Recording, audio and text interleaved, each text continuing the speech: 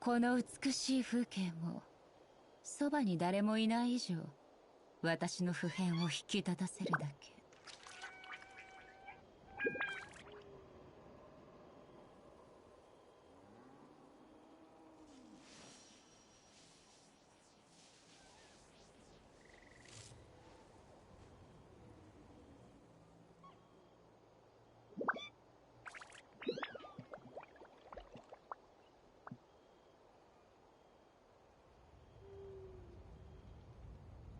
浮世の風景は幾千年も変わらないというのに、人の世とはこうも白露と泡のように儚い。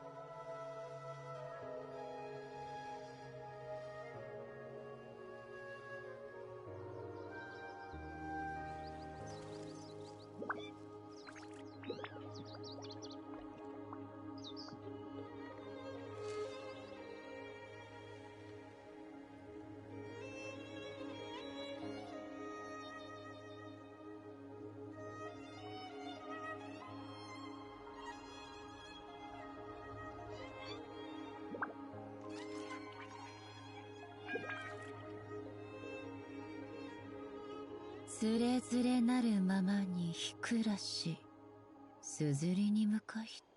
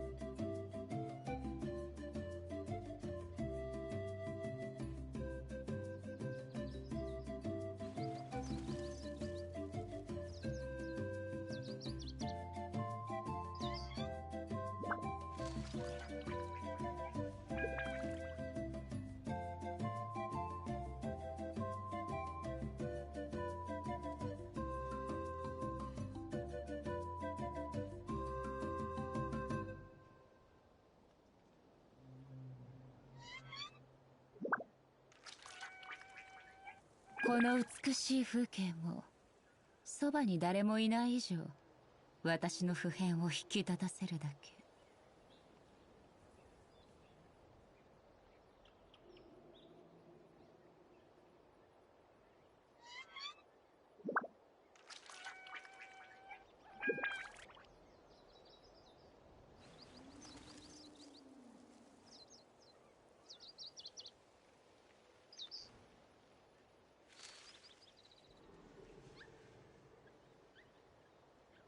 Okay, I'll do it. I'm about to start. I want to get my video that I'm going to watch while I do this ready.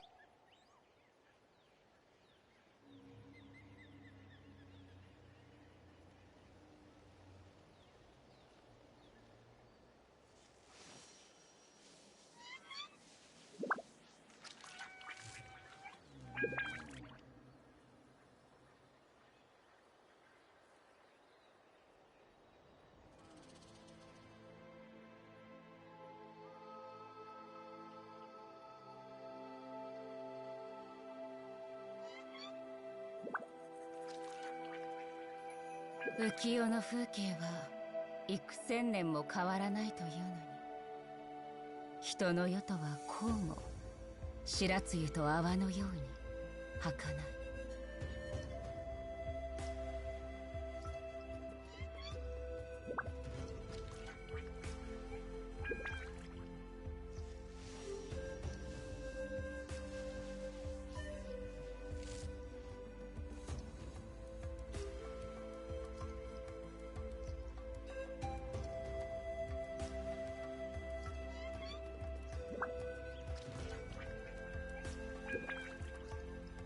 つれづれなるままにひくらし、すずりに向かして。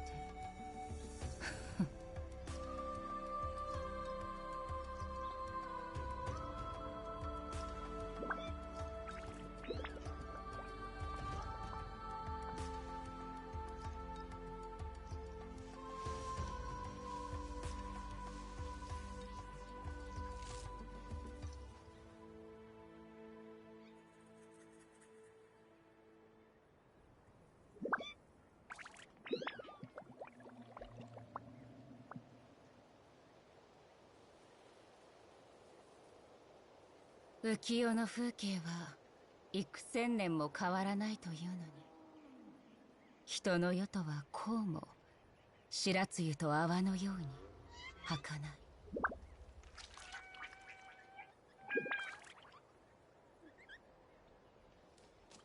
Oh shit, my shoelace broke from my walking shoes. God damn it. What the fuck am I supposed to do now? Can I walk on these still? Probably not, right? I mean, maybe I could. Ah, shit.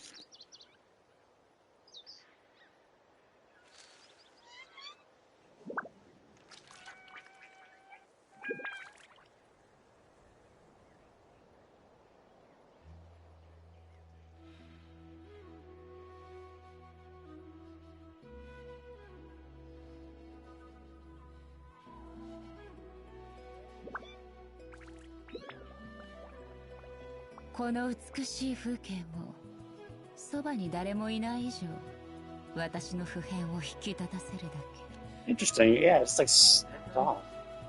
So weird. Well, whatever. And most of the shoelace is still on, and just like the top bit like just completely snapped off. Well, anyway, I tied it off relatively well.「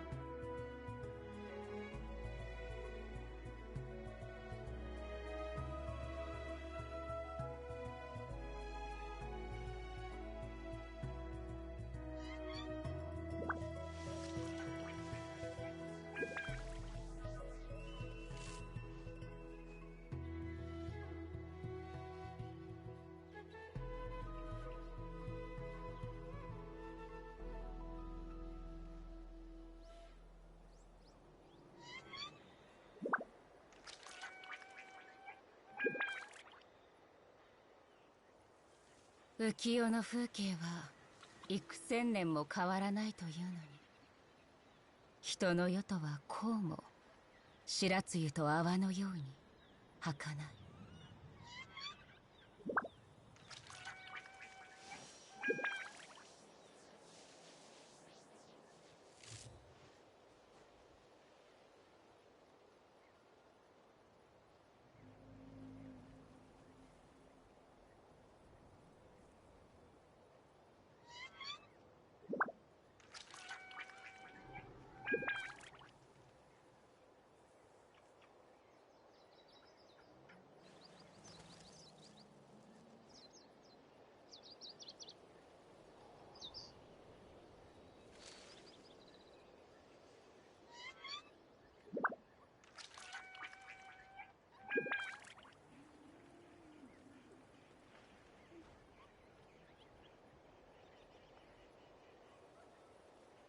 Okay, I'm ready.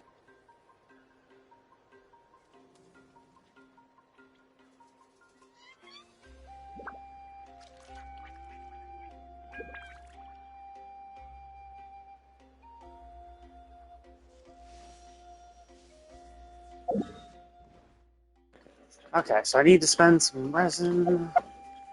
What trans domains have I not done yet? I don't think I've done that one and the wolf.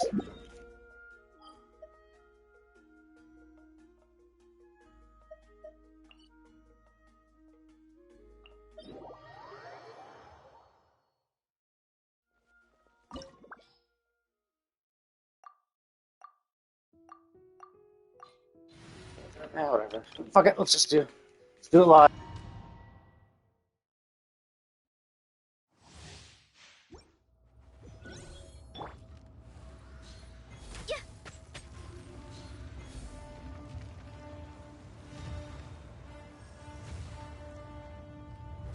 モラクス、すべてのけりをつける時だ。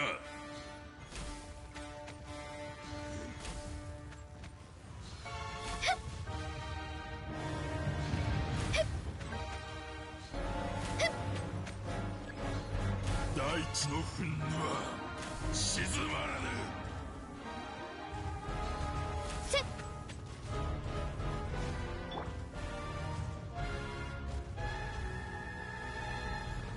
Hey, wait a minute. Where's my envisioned echo? Oh, do envisioned echoes get disabled inside?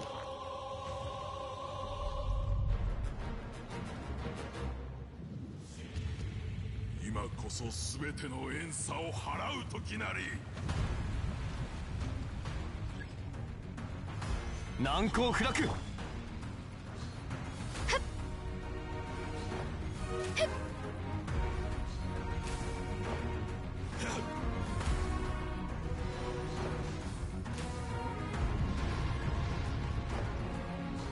千年もの雪辱を果たす。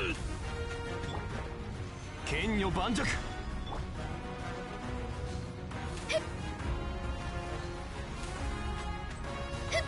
この地が貴様らの墓場となる。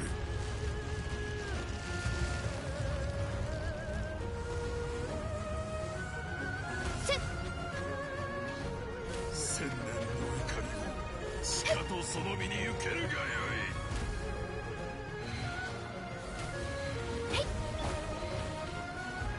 難攻不落。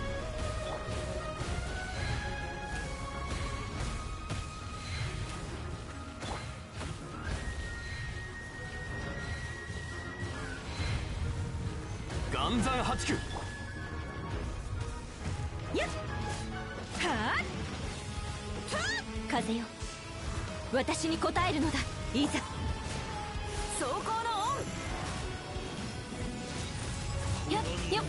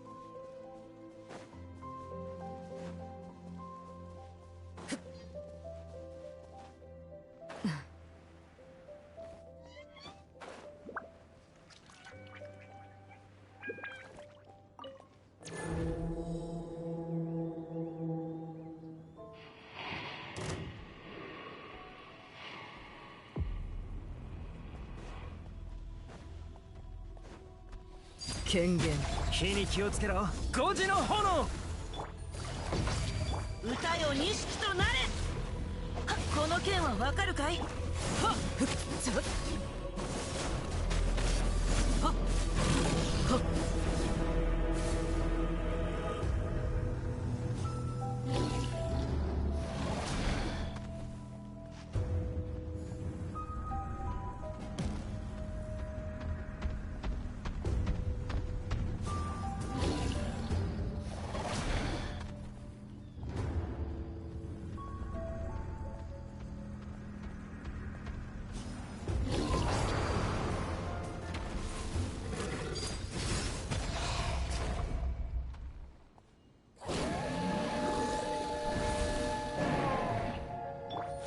係、糸よ、工作せよ。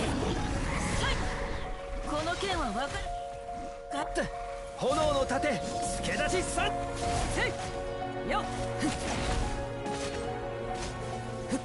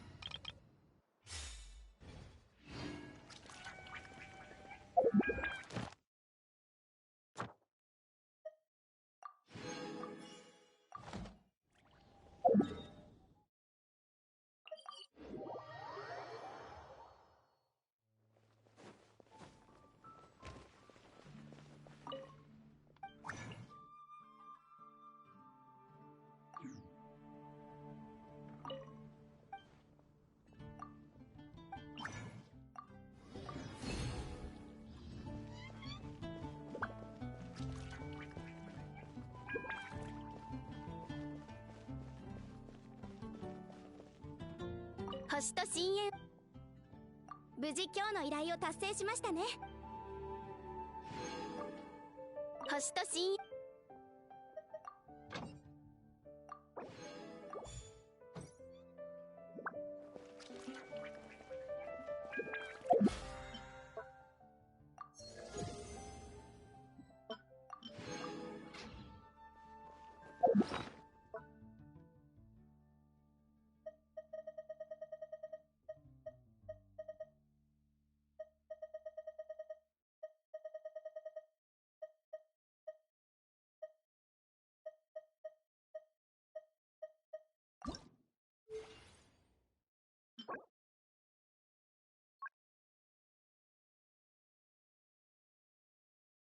Oh, hey, today's Thursday. I can run a few of those.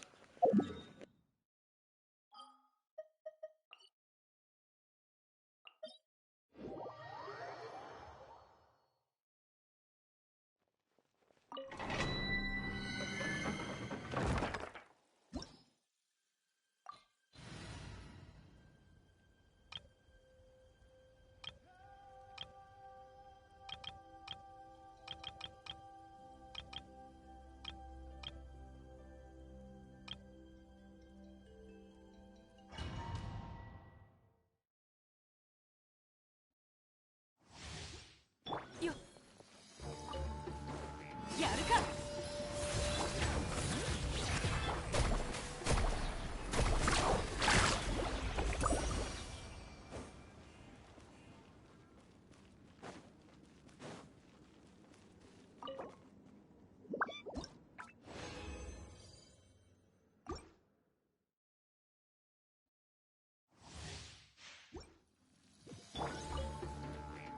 行くぞ。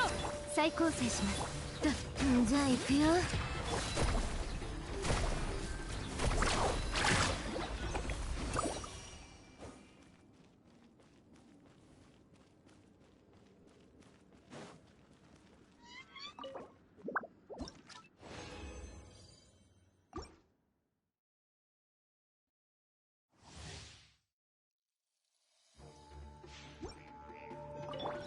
やるか。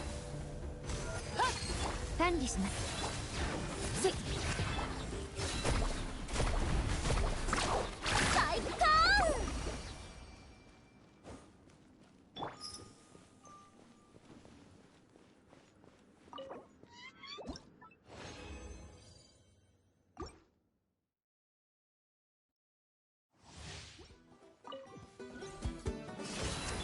清掃を開始。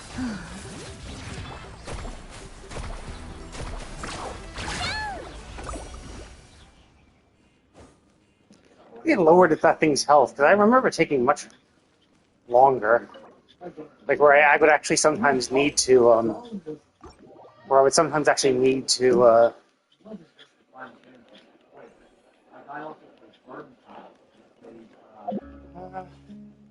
okay, let's just save my, yeah, I've already turned in everything. Okay, yeah, so this, just in case they do another random combat mission in the middle of this, with no warning whatsoever, I'll stay as an actually good team.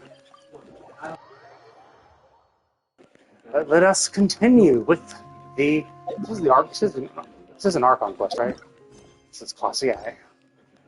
I assumed it was because it was like the prologue for Nod Cry, and so usually those are still considered Archon quests.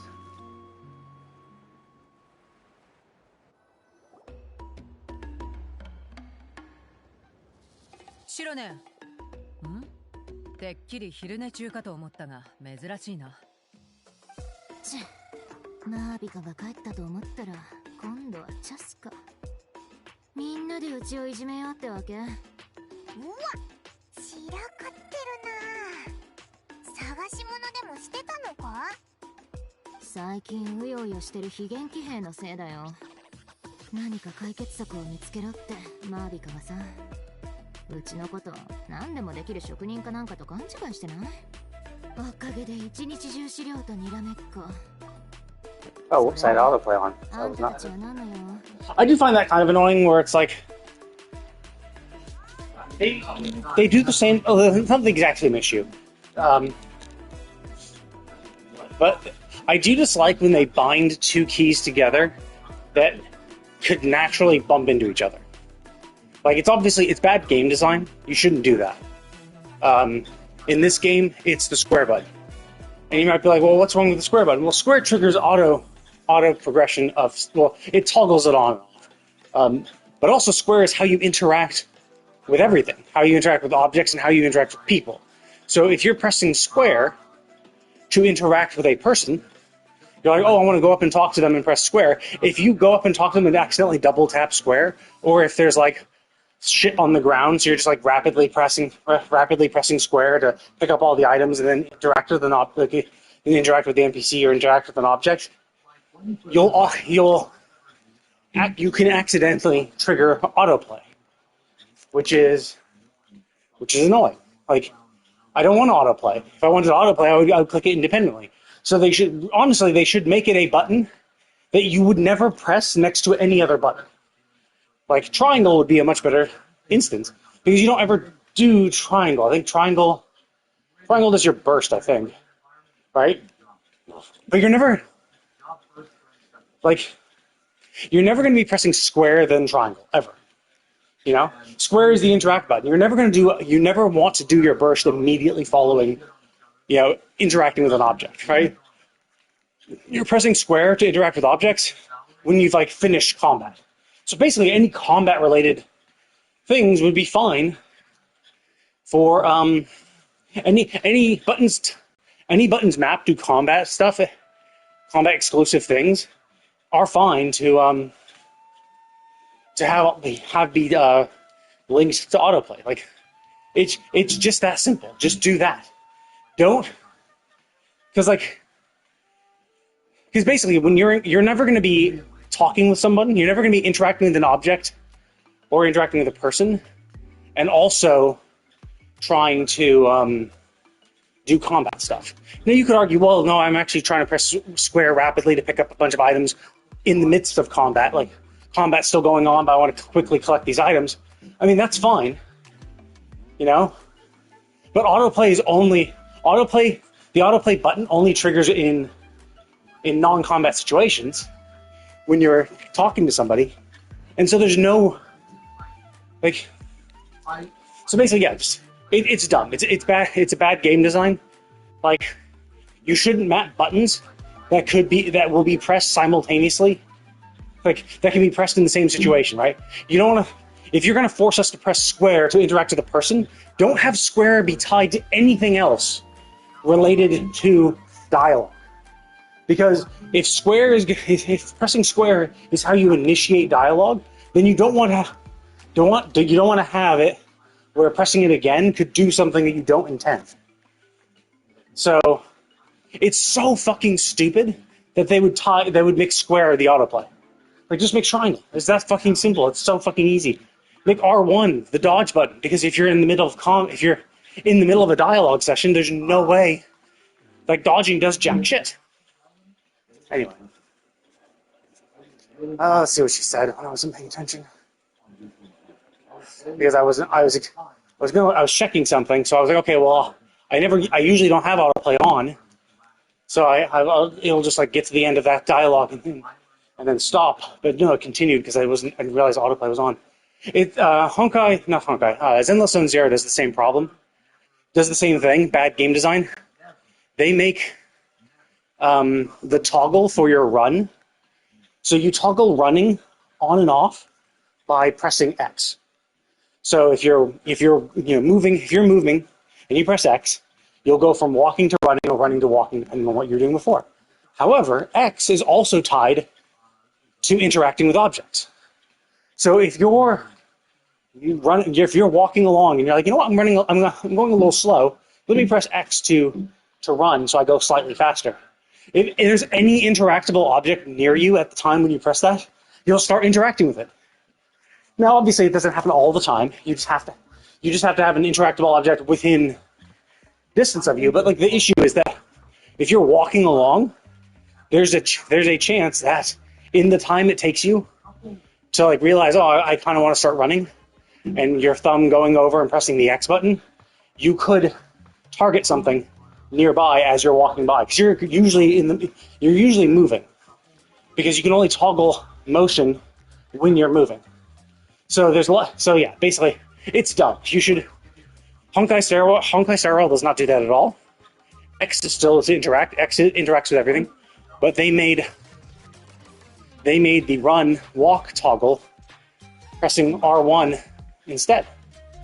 So, and it's actually very obvious when you're running and when you're walking, because when you're running, the run button will be highlighted, whereas for Zenless Zone Zero, the X button for normal interaction doesn't get highlighted at all when you're running.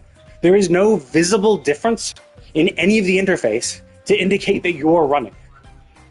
And the speed of which you run is not that much greater than walking. So it's not even that noticeable. You can only really notice it when you're actually doing it. You're like, oh, okay, I'm walking. Then you toggle. You're like, okay, I guess I am. I guess the animations for their run is slightly faster, and they are moving slightly faster. But it's like a 10% increase in speed. So it's very not noticeable. It's not super noticeable. And so, yeah, this is bad game design. You should not map buttons. You should not map buttons like that. You should not map two actions to something where they could conflict with each other.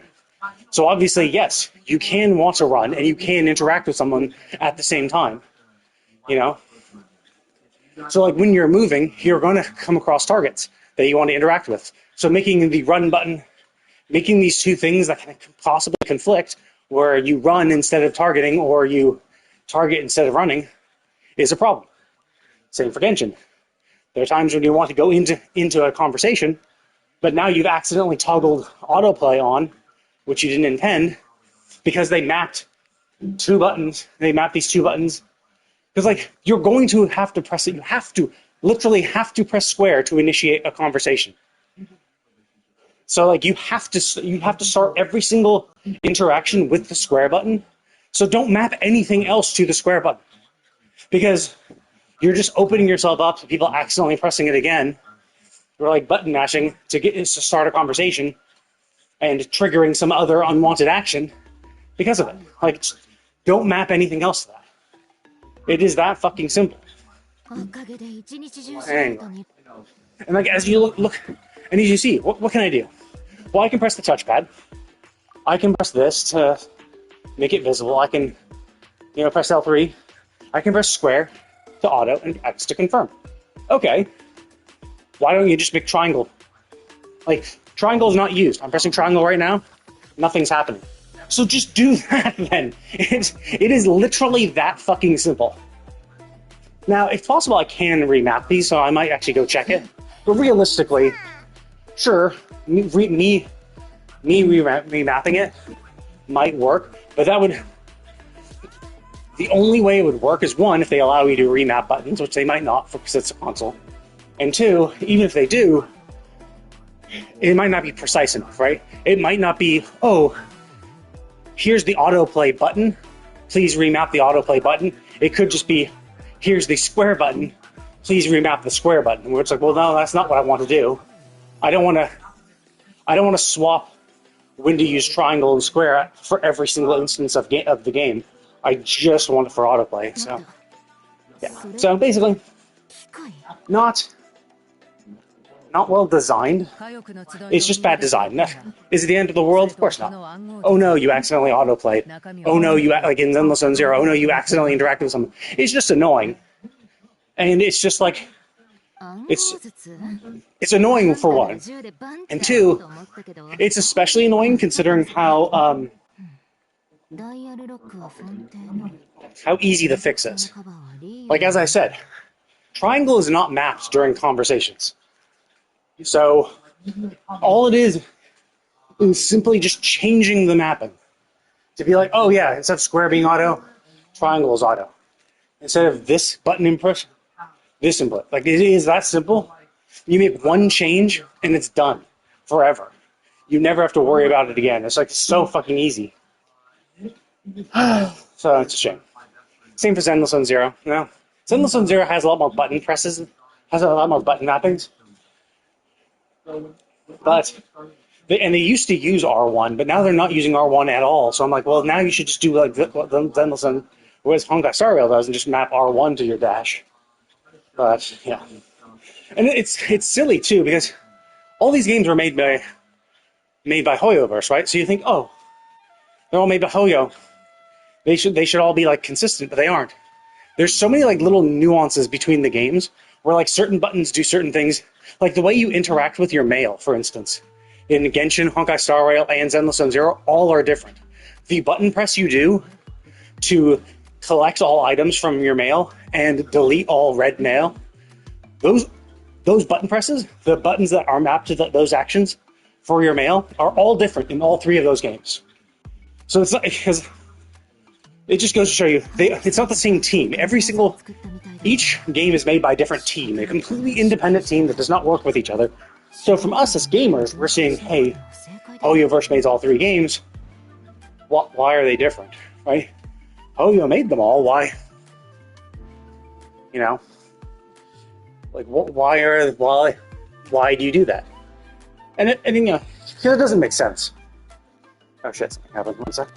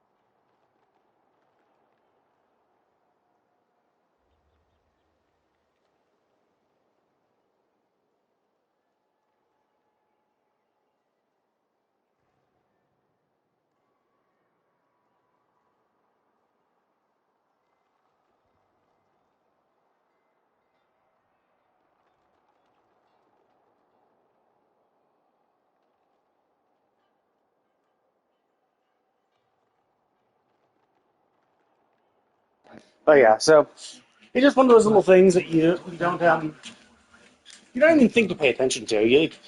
And that's why I do find it kind of annoying when you get like a bunch of gamers who are like, oh well, I think this game company should do this and this game should do this. Oh, it seems like such an easy change, and they don't know how games are made at all. So it's like, oh, what seems like an easy change is in no way that easy, right?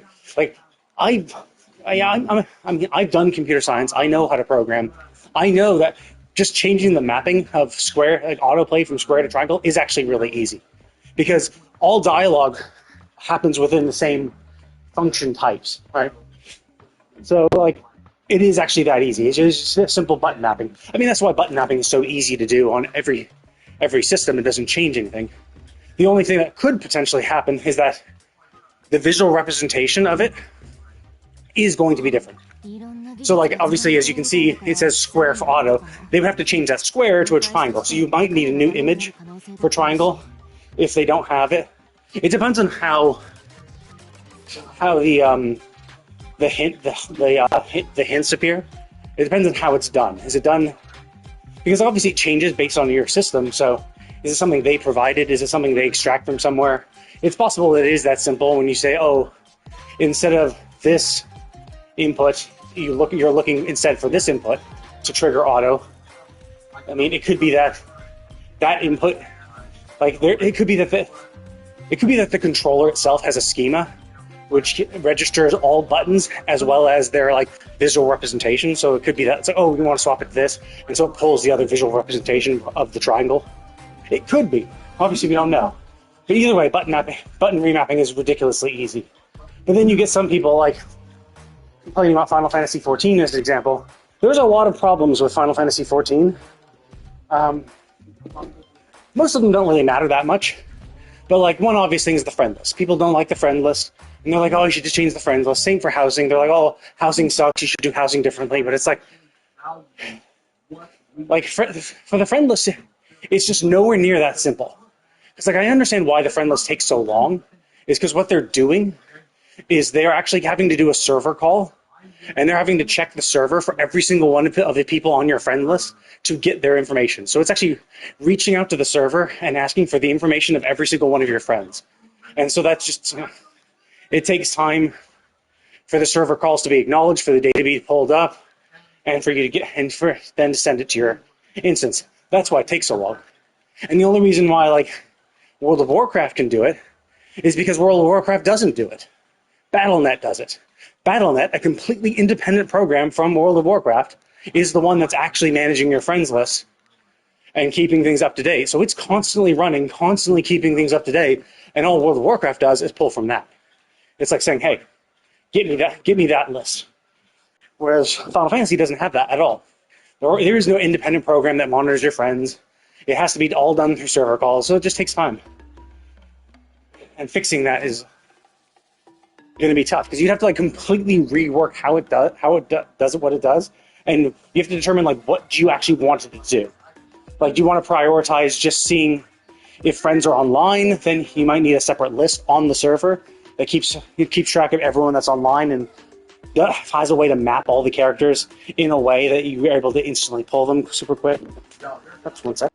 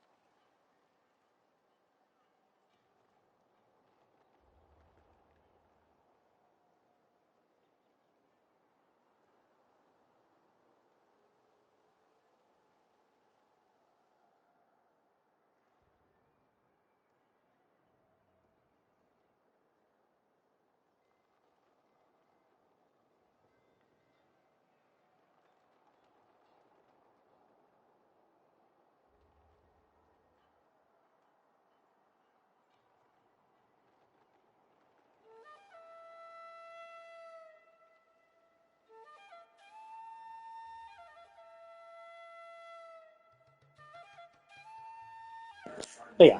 So, I mean, it's just one of those things that, from a gamer, you just don't understand how difficult something is or isn't. Which, I mean, is understandable. Like, you just play games, you don't design games, you don't create games. So, it's just like, it's hard for you to think about it. Like, another good example is how Honkai Star Rail, basically, for Honkai Star Rail, when you create a relic and you roll on it, like basically, I think almost since the beginning, it would tell you how many times you've rolled into each one of the stats. Right? It would say, hey, you know, here's your main stat, here's your substats, here's the total percentage, and then here's how many times how many times you've rolled into each one. And you might be like, oh, and Genshin never had that. Genshin never had that. And you might think, oh, well, Honkai Star Rail did it. Genshin should just do it. Not realizing that, like, the way Honkai Star Rail probably does it is it probably has, it probably keeps a few variables, right? It keeps a variable for it keeps a variable for the level of the artifact. It keeps a variable for, like, the attack percent, or like the main stat percentage, or basically it keeps there's a variable for the main stat. There's 4 variables for each of the substats. And the way Genshin probably did it is they probably just designed it like that. It was, okay, here's the level of the artifact. Here's 5 variables, 1 for the main stat, 4 for the substats. And that's what it would keep. As well as, like, the information about it too, like the details, the set bonuses, all that shit. It stores that. But, like, when we're talking about just, like, rolling for it, like, those are the only things you really need. Whereas Honkai Star Rail, you know what they probably did? Is they probably have 1 variable for the main stat, and actually 8 variables for the substats. 2 per substat. 1 for the actual value of the substat itself, and the second one for the number of times it rolled into it. That's what it probably did. Because when you want to re-roll using the re-roll dice, what it does is it says, okay, here's how many rolls we have, and here's what we're going to do. Now, it also could just be, they could actually even keep 3 variables, right? Because if you want to be able to re-roll, you need to know what the base stat of that relic was. So it could be that relic, because the substats are always within ranges. It's never like, oh, okay, I have a crit rate substat, and it's just like, oh yeah, crit rate substat equals this. It's like, no, crit rate substat has a range between like 2.7 and 3.1 or something like that, right? So you don't know what your artifact had. So it could be that they even keep additional variables. It could be that there's because like for the main stats, that's always consistent. Whatever level it is, like the main stat percentage will always be the same amount for every single relic if that are at the same level. So you don't have to worry about that. But for the substats, there is some variance for them. So what could happen is that Honkai Star Rail might actually keep 12 variables for the substats, 1 for the initial value of that substat, 2 for the current value of that substat, and then 3 for the number of times that substat was rolled into. So that when you re-roll, all they have to do is clear the second current value and then just add up the number of times, add up the total number of substat rolls you have, and be like, cool, so we're going to wipe out the current value, we're going to wipe out the re-roll, the roll counter for each substat, and then just roll that number of times into each one of those things, change the current status. So basically, like, each substat would have 3 variables: the base stat, the current stat, and their re-roll, the number of times it's rolled into it. And the re-roll dice would just be wiping out the second 2 variables and trying again from scratch. And you might think, oh, well, Genshin could just do that. Well, it's like, well, if Genshin didn't have those extra variables, if Genshin only has the main stat and then and variables for the current value of the substats, so basically when you roll in a substat, what it could be doing is it could be saying, okay, what's my current value? I'm going to roll into this substat, so I'm going to calculate the specific value of the substat being rolled into. So is it going to be a high or low crit roll or something, whatever? And then I'm going to add it to the current stat, and now that is the new current. So it could just be current equals current plus the new substat roll. And all you would have is just the current value, and that's it. You're not storing how many times it rolled. You're not storing that value anywhere. You're not storing what the initial value of the substat was. Like, going back, and so like with those values not even stored, it's really difficult to go back and be like, oh, well, we're just gonna, we're gonna add these. Like you can always add those variables, but like how do you instantiate them, right? How do you know what the initial substat for this artifact was in Genshin? Sure, you might add that variable into it and say, hey, cool, we're going to store the initial value of each substat. Okay. But like, how do you calculate that? If you never stored that to begin with, how do you determine what your oldest substat, like what your oldest relics are, right? For your oldest relics, the ones that you had since the game started 5 years ago, how do you know what the initial value of that substat was if Genshin didn't even store that data themselves, right? So like, that's the tough thing.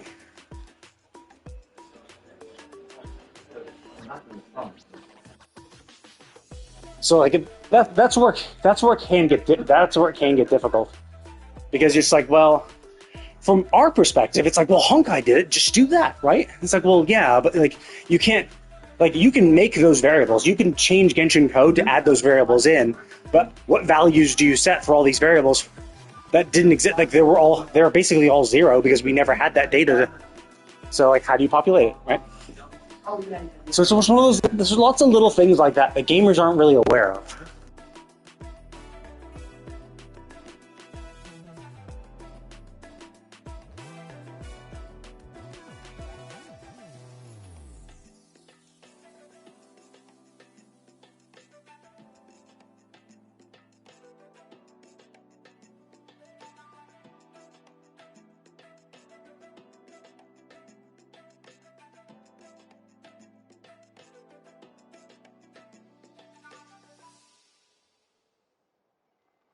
Whoops, one sec.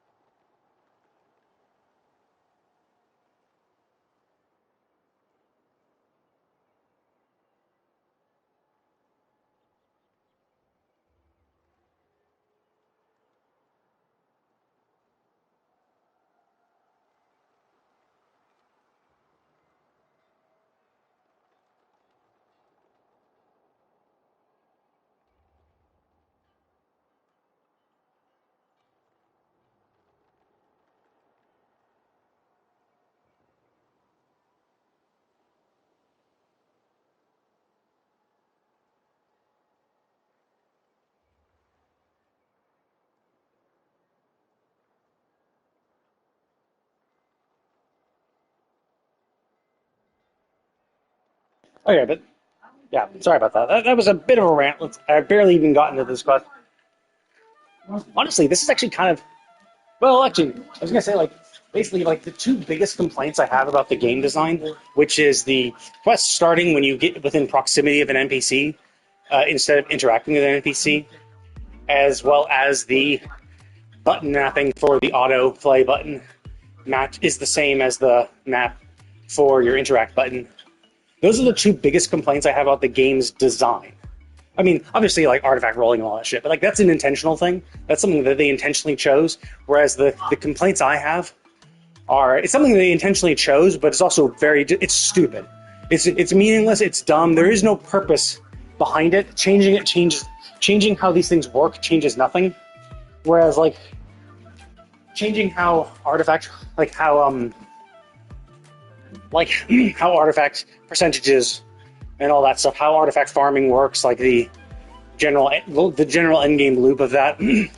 It's like there is some effect to that. Oops. Okay, one sec.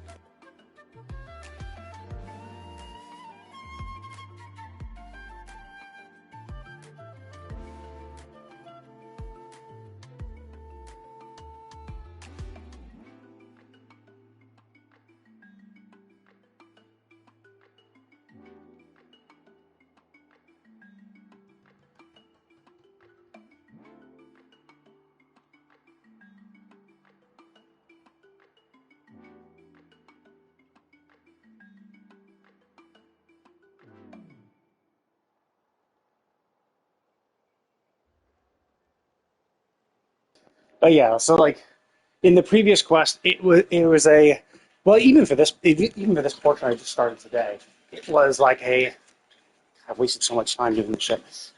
Just so much time ranting. But even for this quest, like getting close to Jillian started automatically. It's just like they shouldn't. They should always just be interacting with NPCs starts a quest, just so you prevent accidental like just so you prevent people from accidentally starting quests. Because I focus on this quest, so I'm going straight for it. But if you're a new player and maybe you've just accepted a lot of quests and stuff, and so you're doing a world quest, and maybe you're like saying, "Well, I want to do the world quest. I want to do the exploration first before I do some of the story stuff." That's fine, but like there are some times where like the story quests, the character quests are proximity based. And so while you're trying to do a world quest or you're trying to explore, you just happen to get close to one of the NPCs and you get pulled into a cutscene unintentionally. It's just like just don't do that, right? Just change it from proximity to interacting with a specific character. Problem solved. You won't have any more accidental quest starts because if you're not tracking a quest, it doesn't even appear on your map at all. It's not even like, oh, if I have 5 quests, if I've accepted 5 quests, I see them all on the map, so I know how to avoid them. It's like, no, you have to track each one individually, see where it appears on the map, then and remember where it is forever. So it's very bad design because it's like you're just the way I do it is to prevent accidentally triggering quests you're not really ready for or want to do at that moment in time. It's so dumb. It's so simple and dumb that they could easily fix, but they just don't. And then same for the button mapping thing. It's like they don't even play their own game. Where they're just like, because it's so fucking obvious if you played it even slightly. Like it's annoying. It's so stupid. Like especially for the button mapping thing, it's like it's not the end of the world. Whoops, you accidentally autoed. You can un-auto. Especially now that you can actually like look up the previous text. Even if you missed something, now you can just scroll back and look. Either way, those are my two big complaints that involve aspects of the game that I think are poorly designed, and they should be designed better, and they have a relatively easy fix. Because obviously I'm not going to count to be like, oh, well, you should make artifact farming easier, or you should make, crit rate and crit damage substats appear more. I do think that they should balance out the substat rolls so that substats have an equal chance of rolling, because people have done the math and done like simulations and calculations and like done shitloads of rolls, and they found out that like you actually have a higher chance of getting attack, HP percent, defense percent, main stats over other main stats.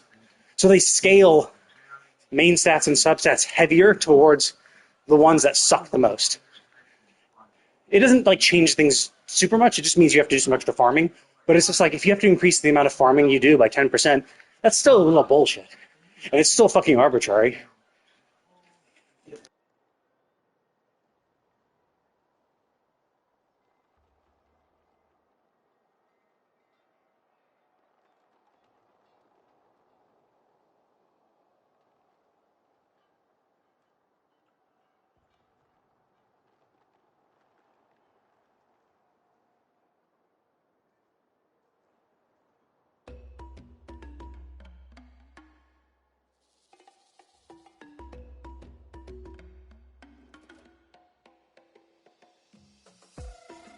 But yeah, just a little rant I had.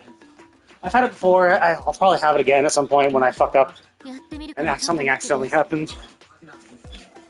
The only reason why I was reminded about the proximity thing is because there was a proximity quest starter, and that immediately took me into a battle. It was like, here's a cutscene, and now you're all of a sudden in a battle against 2 kind of annoying enemies with a team that you might have not been ready for that, and you're in the middle of bumfuck nowhere, so it's not even like you could just teleport away, get out of combat so that you can swap your party and come back. It's like, no, like the place we were fighting was on this island with no fucking teleports anywhere near it.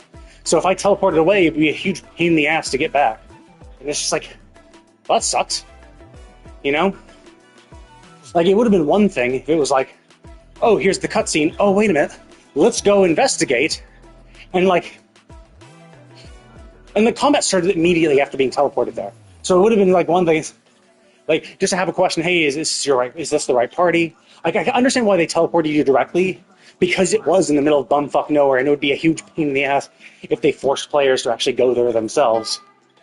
So yeah, not was kind of annoying.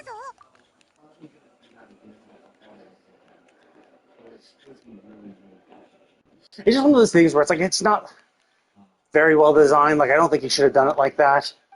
But like at the end of the day, who cares, right? It's just one-off little thing. Once you do it, you're done. Hell, even if you die, it doesn't really fucking matter. So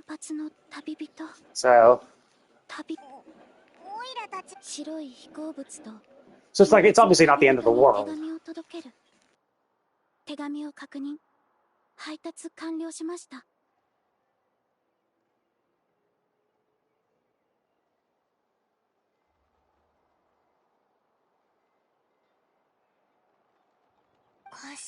Oh, I see. So is she gonna tell us the code or something? Yeah, yeah.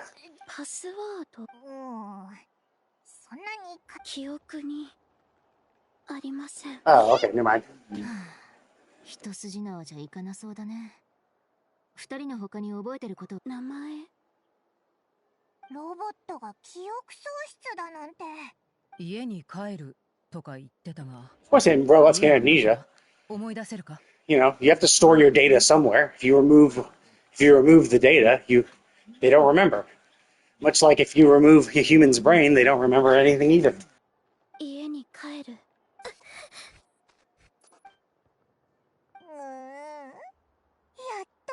Also, like, there's also the classic, oh, I hit my head, now I have amnesia thing. It's like, yeah, you fuck around with a human's brain, they can get amnesia. Removing their memory banks or having the data get corrupted is basically the same thing. いや、反応を見た感じ、記憶データは破損してないはず。私たちにもわかる言葉で説明してくれるか? つまり、記憶を喪失したんじゃなくて、頑張って思い出そうとすればするほど、頭痛。関連ワードを検索。I'm actually very surprised that she got that, because it's like, she's more akin to a blacksmith. So she's more akin to a mechanical engineer. And it's like, I wouldn't expect a mechanical engineer to know, like, how to code, stuff like that.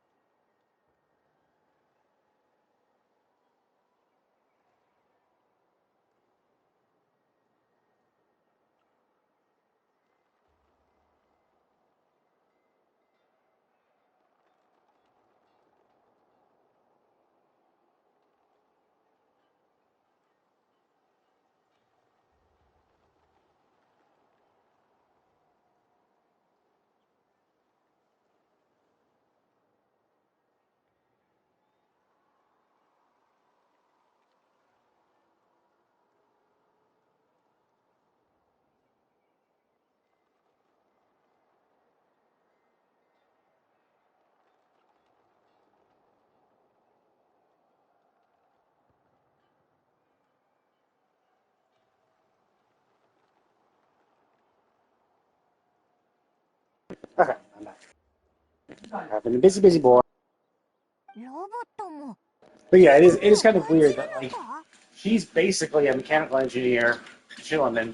So it's weird that she's acting as a computer scientist as well, being able to know how this works. I mean, it's hard to say though, because like obviously she made Mavika's motorcycle, but like again, it's like you can make a motorcycle, you can make like a normal motorcycle, but like you might not know how to like program a radio, right? It's like you might be assembling the parts and know how to build it, maybe even create the parts to make a motorcycle. But like if there's like circuits and stuff like that, if there's circuitry involved, like I guess they're like circuitry, like in the sense like probably Mavika needs circuitry to at least have her phlogiston flow through and her power flow through. But like, you know, anyway, experiencing pain. It's like, yeah, but like she's a robot. Like robots don't feel pain unless you install pain sensors. And even then, like, and why would you install pain sensors, right? Like, it's like they don't need pain, right? They just need a variable, right? Is it? I ran a self-diagnostic and it indicated damage in these areas, right? You know, we need pain because we're stupid, right? We need pain because this was how animals were designed, right? This is because animals don't have the intelligence to understand logically what it is, and we also don't have the ability to diagnose ourselves, right? Like if we like, for instance, if we sprain our ankle, we don't know if we sprained our ankle or broke our ankle unless we maybe do like unless we do like an X-ray, and then we can be like, oh look, actually we thought we sprained it, but it was actually broken, right? We don't know the difference because we can't check that shit. Whereas robots are designed from the ground up, so in theory you should just design them with the ability to diagnose their own systems. To be like, yeah, I'm trying to pass electricity through this. I'm trying to pass electricity through this conduit. Like I'm trying to pass electricity through the circuit. And normally, before and after the circuit should be 1 volt, but all of a sudden it's dropping to half a volt. There's clearly something wrong with the circuitry in the system because it's there's like sensors and shit like that. So robots don't need pain because they should have sensors in place that can record like things that are working or not working. 待ってくれ And how much not working, right? Like we have pain because we weren't designed from the ground up to have human-like intelligence, right? Like if you were going to design it, if you were going to design a biological being, and you were going to design them with high levels of intelligence, you could install more precise methods of like monitoring your own systems, right? You could provide more like nerve endings and I don't know. It's hard to say because like obviously I'm not a biologist. I don't know how you would possibly do that. But like I know how machines work. It's like yeah, you have a sensor, right? Your computer, like for instance, like a CPU. CPU monitors its own temperature. CPUs have temperature shutoffs. If CPU notices that its temperature gets too high, it'll cut itself off. It'll just turn. If you're having heating issues with your PC, it'll just shut itself off. It'll be like, oh shit, we're at 500 degrees Fahrenheit. We're gonna have to shut you down. Like we're gonna shut down, right? It'll hit thresholds like that. But these are thresholds determined by sensors. There are sensors in place and be like, hey, yeah, we're getting too hot, or we've gotten too hot, and if we keep going at this heat, there's likely something's gonna go wrong, so we're gonna just shut off, right? Like, there's all these type of things. とにかく自立装置にそういう制限を設けるのは珍しくないってこと。装置が設計時の意図に従って動作するようにね。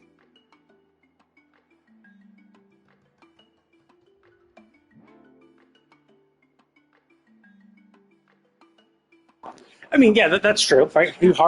I mean, you could think of this like if you like science fiction, Isaac Asimov's 3 laws of robotics. Basically, that would be the equivalent of what she's kind of describing. Is that like in every single positronic brain, they had to follow the 3 laws of robotics, where You can't, through action or inaction, cause harm to a human. You have to obey all human. You have to obey all orders from a human, unless it would contradict the first law. And then the third law is you can't kill yourself unless it would contradict the first two laws.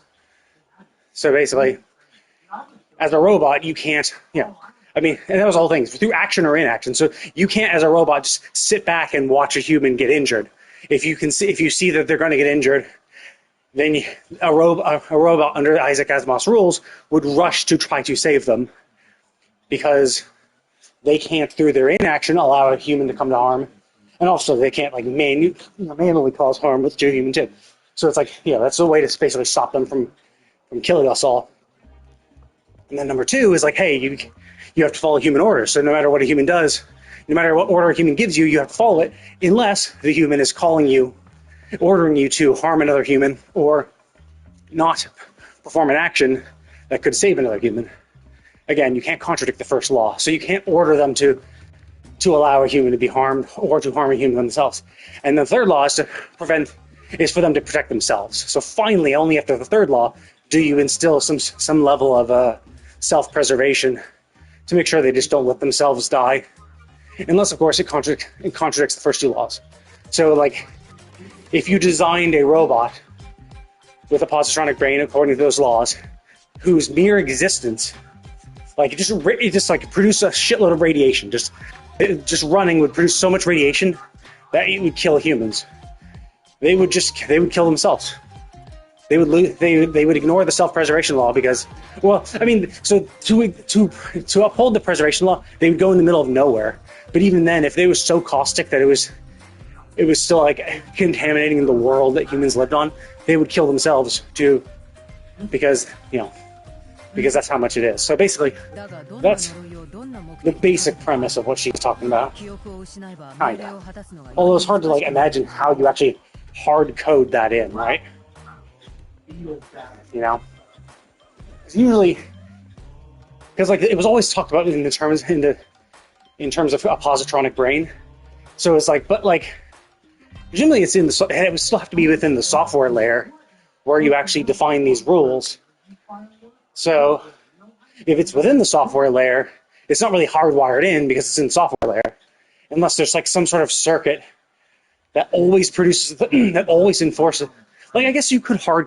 I guess there could be some sort of circuitry you could design which would enforce that this logic pattern would always, all logic and decisions they make have to pass through a filter of those laws. You actually hard code a circuit in to force them to evaluate those laws every single time. Maybe, I'm not sure.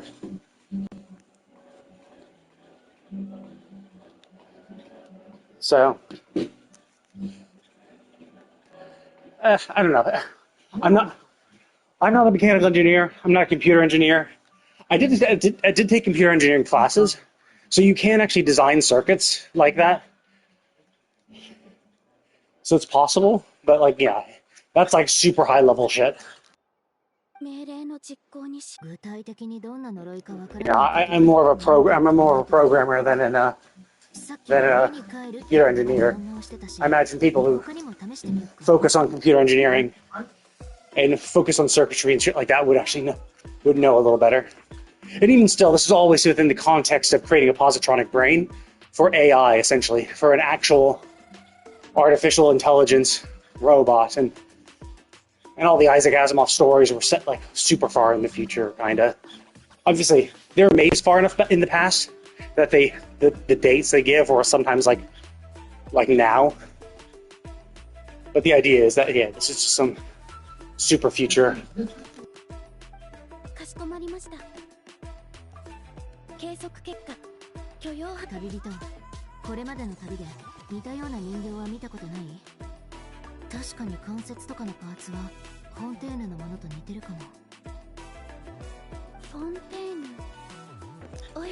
Yeah, that's why I initially thought she was Fontanian, but then I forgot, because Fontaine has all the automechs, the automatons, but they don't have they don't really have AI because none of them have ever really expressed self-awareness.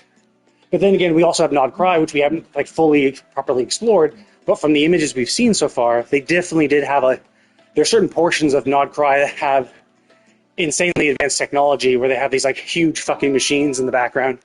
So it's like it could be that they are far more advanced, and the Fontanians have a very incredibly rudimentary form of AI that just only calculates very rudimentary commands. So not proper AI. Like she could be actually proper AI, where she has a sense of self. So it might be the difference between Nod Cry is just advanced to the point where machine intelligence actually has self-awareness, whereas in Fontaine it's more kind of like no self-awareness. They're just like following patterns and rule sets and stuff like that. うわ、反応したぞ。うん、言いたいことはあるけど、今はこっちだ。違います。 So I was actually expecting her, like ascension materials and all that stuff, to be Fontanian, but it's all Natland stuff, which doesn't make sense. But then I guess it could be just the fact that they're like, oh, it's Natland because she is Nod Crying. I mean, we know she's Nod Crying, obviously, but like, she's from Nod Cry, but because Nod Cry is not out yet, they have to give her. They have to have her use Natland parts, kind of like how Kazuha released before Inazuma. So his ascension materials and all his parts are gotten from Liyue. ヘアアクセサリーのこと？うちも聞いたことあるよ。モンド。頼もしいメイドがいます。そうだ、メイド。でも、モンドにメイド？ならこんな内部構造違います。即答かよ。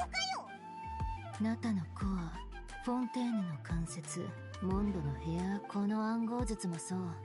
いろんな国の技術が interesting. So that actually. So, I mean, this actually does kind of represent Nod Cry, because like Nod Cry supposedly has a shitload of factions in them.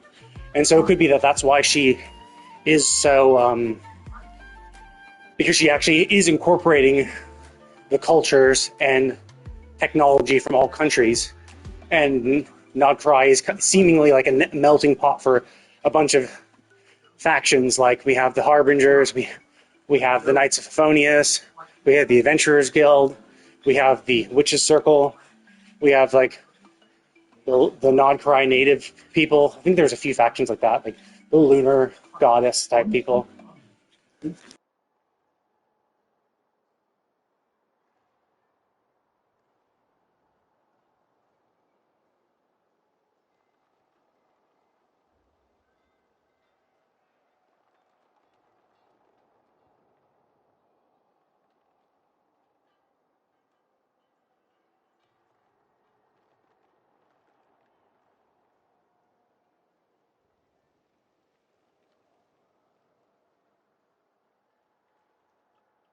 そうか。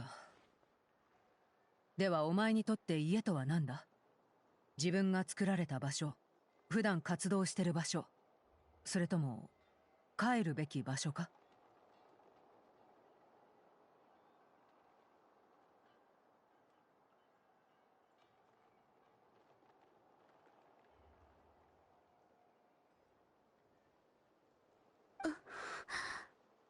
家はこの方法じゃ意識が覚えてないなら体に聞いてみよっか。この小型ロボットのことは覚えてる？あんたと一緒に海辺で見つかったらしい。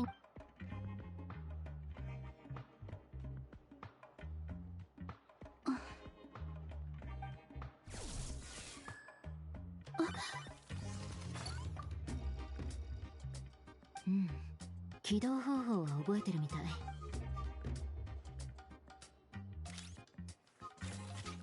これはほうきでしょうか？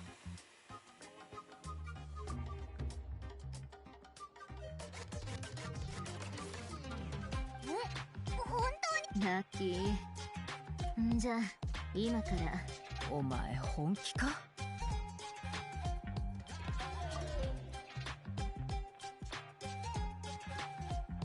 メイドロボなら家事をしてる間に何か思い出すかもしれないっしょ。おい、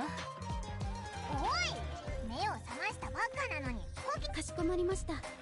ただいまから命令を。大きいものを片付けます。本当に片付け出したぞ。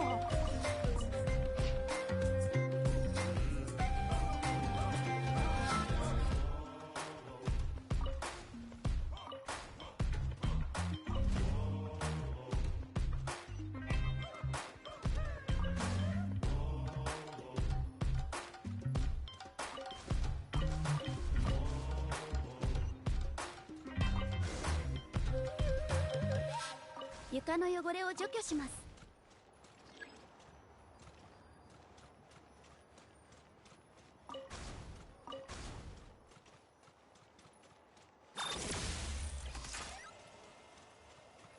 絶縁障壁展開。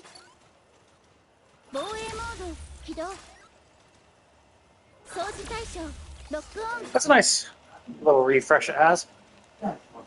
Pretty fast. I heard that the shield is basically permanent. It has a long enough cooldown where you can keep going forever, which is great. I love that. 小さいものを片付けます。異教人剣片旅。金髪節に吹く死の風。物語。ん？それはシトラリがここに。天聖ヒルチャール。夕暮れの実を食べ続けたら最強になった剣について。はあ、しょうもない本ばっか読まないよ。古典ギミック術概論。文法およびレトリックの両面で洗練された文章。作者の言語学に対する深い造形。古典文学に分類します。古典って文字が同じだけで。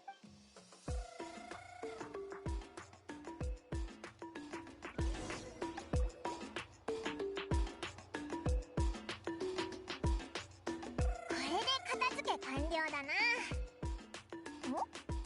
箱の下にオーベンが落ちてる。 But isn't that the thing that we did, that we fixed up for Sit Lolly? かしこまりました。手 Or 芸 is it a 品 different の汚 one? れを除去します。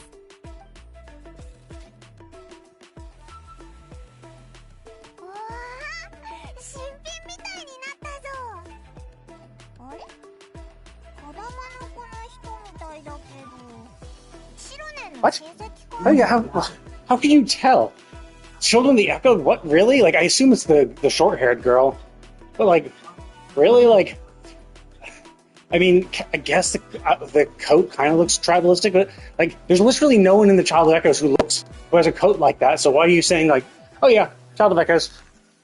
いや、子供の子の祖先で、なた最初の6。祝福って言えば。そう、息は込め、彼女はかつて炎の竜王を討伐しに仲間と旅に出た。そのほとんどはもう失われちゃってる。もしの。そんなすごいものなのに、今はもうないのか？残念だな。戦争が終わって間もなく、英雄たちの仲間だったオチカンは暴君と化し、竜族だけでなく竜族を守ってた人間まで迫害したんだ。盟友だったイキもその犠牲者の一人だ。かつてイキはその前に自分の工房を焼き払ってたの。研究成果がオチカンの手に渡らん。鋭いな。Well, how would you burn him? Like that's the super weird thing, right? Like, he hated all dragonkind stuff, right? So it's very likely that he himself, if he found her work, he himself would have burned it. So why would you burn it to prevent him from burning it? Like, who gives a shit who burns it if it's burnt, right? Like, what you should have done is hidden it in a way that he would never find. And I would understand if it was like, oh, she actually did, and what she burnt was just her laboratory, but it was empty. So she's just trying to make it seem like she burned all relics and instead was able to protect some stuff. Maybe. But we'll see. I imagine we're going to learn more about her because that's why you're introducing her all of a sudden. 家族の集いを作ったビアンカだ。矛盾。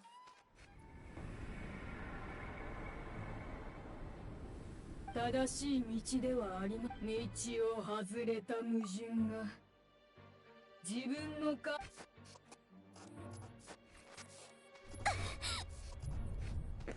Oh, I see. Is she a I think I remember seeing the video about her, where it was, I think it was one of those like machines. Basically, the machine, one of the two machines we fought in the previous part of this quest, the one that I was pissed that they just randomly dropped us in the middle of nowhere to fight them.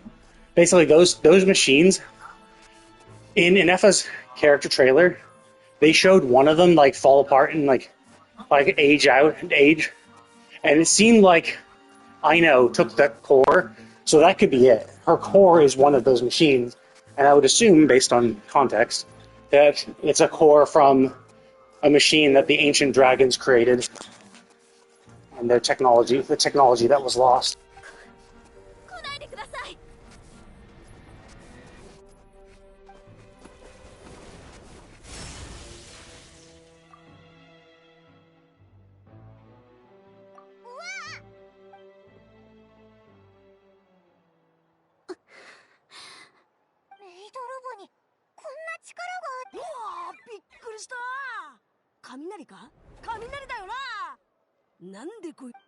雷が鳴ったら最優先でお前を空に、お前らが機械人形を見つけて小玉の子に運び込んだとイファから聞いてな。メイド、機械人形、凄まじい破壊力。またキニチ、そいつに手を出すな。とあるキャラバンからはぐれた仲間の捜索を依頼された。そろそろこの近くに着く頃だ。一緒に来てもらえるか？え？